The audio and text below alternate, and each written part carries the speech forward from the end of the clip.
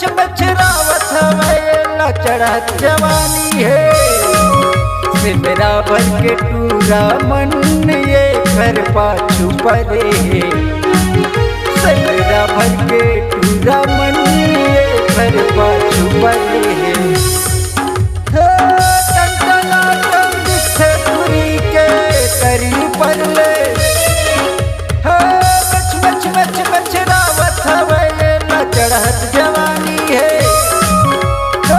टंटना टंग दिखे दूरी के करी पर ले मच मच मच मच रावत हवे छाए जवानी है। मनीष भैया ला देखे घर पाछू परे है।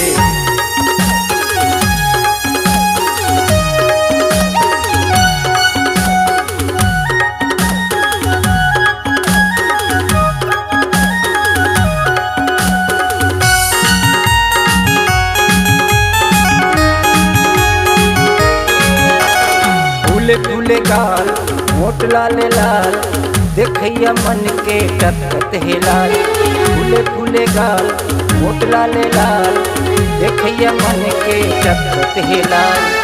नैन सीली ले मारे कटार संगम बिचारा हो गे बर्बाद। नैन सीली ले मारे कटार संगम बिचारा हो गे बर्बाद। 16 बच्चर के टूरी के चढ़त जवानी है।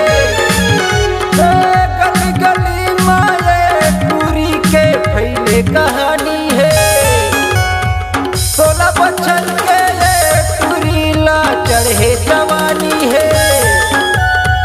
गली गली मारे टूरी के फैले कहानी है। बस्ती बगरा के टूरा मन ये घर पाछू धरे है। बस्ती बगरा के टूरा मन में घर पर झगड़ा होते है।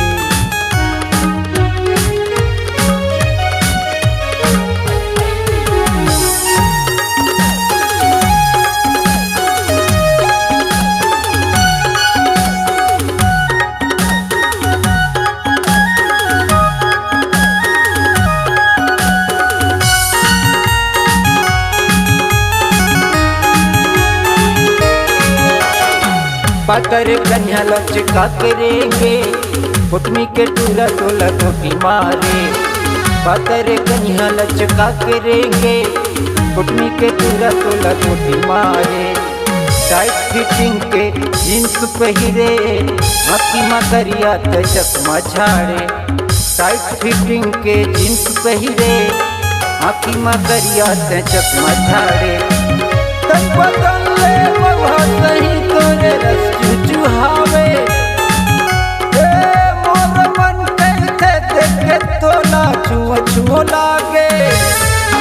तन बदल ले सही तोरे रस चुचुहावे। मोर मन कहते देखे तोला छुओ छुओ लागे। बच्चू भोले सारा ला देखे लाला मरत हैं। बच्चू भोले सारा ला देखिए लाला इन मरत है।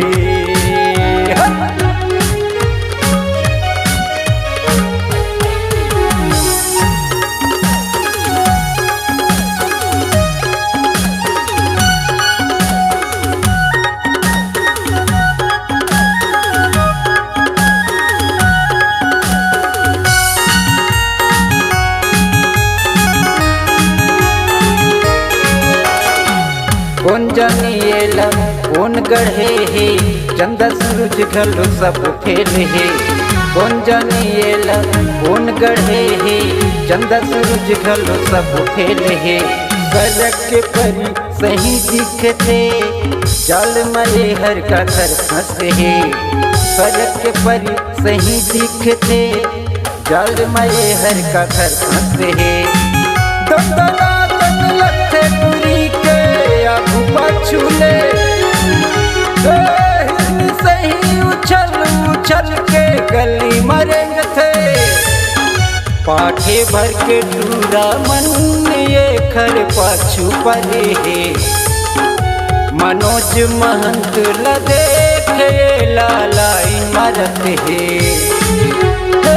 टन टना टन दिखते टूरी के करी पर ले मच मच मच मच रावत हवेला चढ़त जवानी है टन टना टन दिखते टूरी के करी पर ले